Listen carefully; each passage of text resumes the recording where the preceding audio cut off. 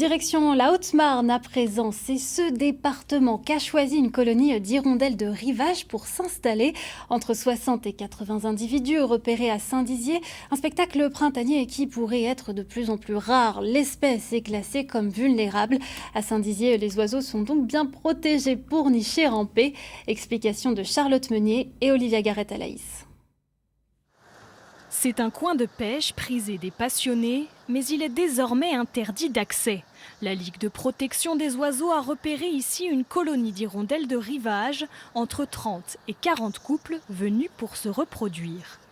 L'intérêt, c'est justement d'éviter les dérangements pour qu'elles puissent accéder au nid de manière très facile et puis qu'elles puissent assurer cette période de reproduction, couvage des œufs, nourrissage des jeunes, amener les jeunes ensuite à l'envol et à l'émancipation d'une manière la plus sécurisée possible. Des panneaux ont été installés sur 200 mètres le long du canal. Au-delà de dissuader les pêcheurs, ils servent surtout à indiquer la présence des volatiles, car les nids sont parfois difficiles à remarquer.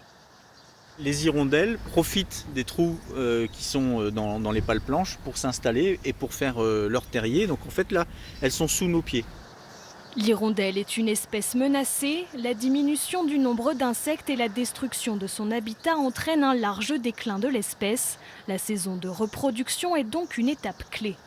Dans les suivis qu'on fait sur les hirondelles en général, pas seulement l'hirondelle de rivage, mais les deux autres espèces aussi qu'on connaît, donc l'hirondelle de fenêtre et l'hirondelle rustique, on voit qu'il y a effectivement un effondrement généralisé, moins 50%, voire même un petit peu plus des effectifs. Donc il faut vraiment qu'il y ait une prise de conscience et qu'il y ait des actions fortes qui puissent être menées pour restaurer les effectifs et faire en sorte que ces espèces-là se portent mieux. L'interdiction de pêcher aux abords de la colonie a pris effet ce week-end et durera jusqu'au 15 août. De quoi laisser du temps aux oisillons pour grandir et migrer en Afrique dès cet hiver.